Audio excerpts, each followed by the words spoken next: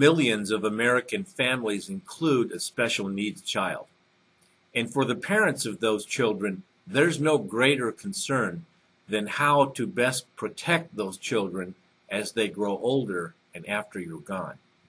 Hi, I'm your host, Attorney Michael Potter, and in this segment, we're going to look at 3 specific strategies that you can employ to protect your special needs child.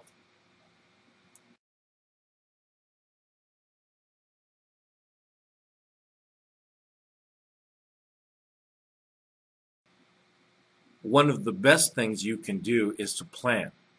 Now, there are 3 components to planning that will be important in the case of your special needs child. First, you should plan for yourself. That would include a will that appoints a guardian for your special needs child. And number 2, you would want to include in your plan your own medical directives and powers of attorney in case you become incapacitated. Third, you would want to include in your plan a letter of intent that lays out your choice of guardian and any special requirements that your child may have, including their medical history, your specific instructions as to what that child might need, and your wishes as to the kind of care that your child should have.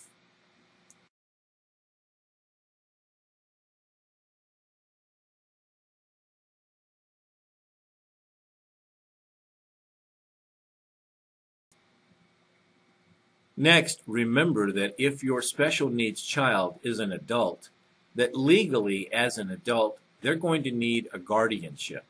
So you're probably going to have to file in the local probate court for guardianship of your adult special needs child.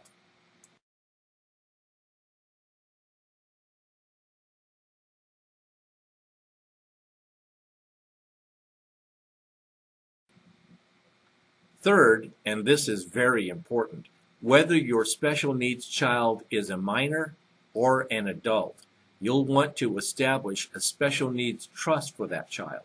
Now, this is very important, and it has to be done right the first time.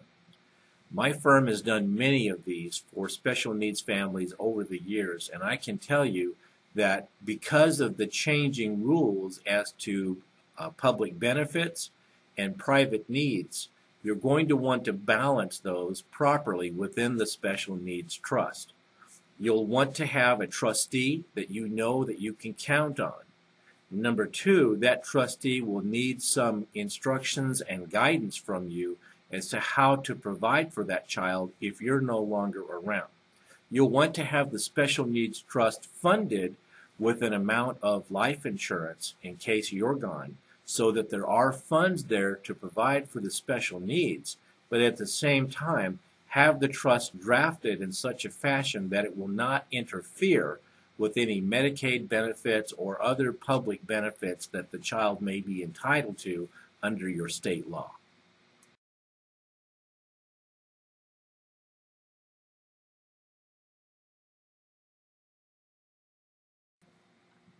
Well, as usual, I've given you a lot to think about, and I'm sure you may have some questions. If you do, please feel free to get in touch with me, because we're always here to try to help. I'm Attorney Michael Potter, and I look forward to hearing from you.